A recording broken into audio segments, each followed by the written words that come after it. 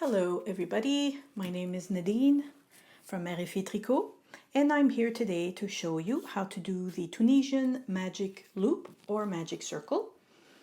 I use both terms interchangeably, they mean the same thing. Now there are several methods out there to do circles or magic circles in Tunisian crochet. However, I will show you here my preferred method for the patterns that I've designed myself, and some of the patterns anyway. If you want to check those out, you can go on our website or our Ravelry shop or our Etsy shops to check out our patterns that use this method. Now, if you already are into crochet, you already know how to do the magic loop or magic circle. The basic principle is the same. We begin basically the same way with in Tunisian crochet. Now, if we do a magic circle in Tunisian crochet, it's because we usually want to work in the circle, such as for a beanie, where we want to begin top down, do a top down design.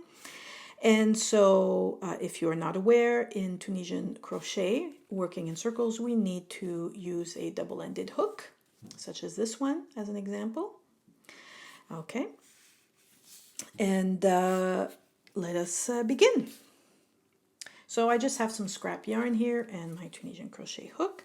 So we begin our circle the same way we would in any kind of crochet pattern. So we have a long strand here.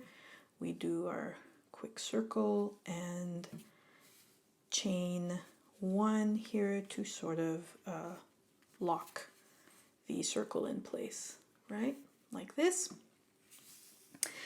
Now in regular crochet, you would proceed with doing a round here of maybe single crochet stitches around the circle, and then you would pull on this strand here to tighten the circle.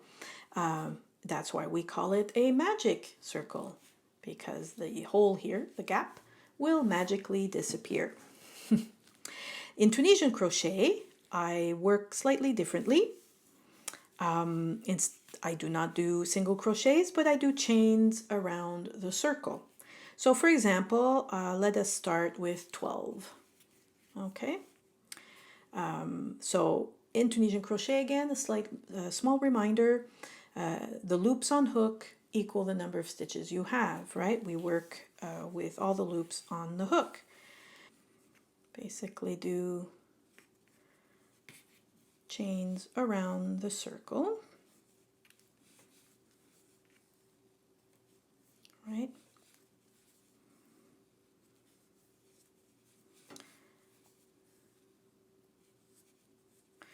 So just a few here just to give you an example. If I were to work flat, such as for the beginning of a shawl that I'm working top down and I'm starting with just a few loops on the hook here, I could start this way and then close in my gap, and basically this would represent the foundation row, right? And I would start doing my return pass like this, right? If I were to work flat. And then I would proceed to the second row and so on and so forth. But because I'm working in the round and I'm working with my double end crochet, let me try and get all my loops back here. Don't want to lose them. I'm going to increase the number of loops just so that the round doesn't look too puny. So I have more chains around my circle here. Right. So how many do I have here? 2, 4, 6, 8, 11, 9, 10, and let me do 2 more. Okay, just for the example. Okay. Now, if I were to work in the round, starting a beanie, right? The basic principle in Tunisian crochet, working in the round, as I said before, because here the circle is quite loose, I'm able to fit all my loops on the hook here with no problems for this foundation row, or in this case I will change the term to round because I will be working in the round. Okay, so because I want to work in the round, I want to start with my second strand right away for the return pass. So this equivalent, like I said, of the foundation round, this is all the loops on the hook of the forward pass. Double-ended method, you would turn your work over and begin the return pass with the other end of the hook. So let me go get my other yarn, do my magic knot like that, and I would begin the return pass. Now I like to keep, return pass. I like to keep about 3 loops on the hook when I go back and forth between the forward and the return passes, so that I simply retain a constant tension, right? Now I haven't joined anything yet, okay? The first round is not quite complete, as you can see, but I'm keeping these 3 loops here so that I can keep my tension. So this is the completion of the foundation round, basically, right? I did the forward pass and now the return pass, which I'm almost complete. Now I want to join this part to the first stitch so that I can begin the next round. Now, if you have a stitch marker, this is a good place to put it, either at the beginning, the first stitch here, or in the last stitch. As a reminder, you would do so anyway if you were working in regular crochet and working in a spiral. You would probably put a stitch marker to remind you of the rounds as you go. Well, I would do the same here in Tunisian crochet. Now, because I want to join my circle, or join the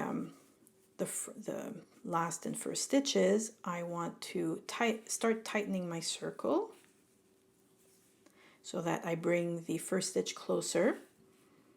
And depending on what the pattern requests, well, then you would start working the next round right there in that first stitch. That would be the beginning of the next round. So let's assume that I'm doing Tunisian simple stitch. So I would simply do simple stitch like that, and I would just continue in a round. Like if the pattern request increases, I would increase, and so on. I'm not doing that for the sake of this video. And in the round, as you can see, I started joining, correct? And I'm beginning to not be able to fit all the loops on the hook. It's impossible for me to get the loops down here on the hook. So that's why the double-ended hook is necessary. So I started the forward pass, I proceed to the return pass, so I turn it over, I go grab my other yarn here. I use 2 colors here to clearly show you the difference. And I continue with the return pass. I have 3 loops. I was going to not respect my own rule here of keeping 3 loops on the hook. And so on. I would continue. If I had to increase, like I said, I would increase, right? And I would go back and forth depending on what the pattern requests. But basically, this was simply to show you how to do the magic circle in Tunisian crochet.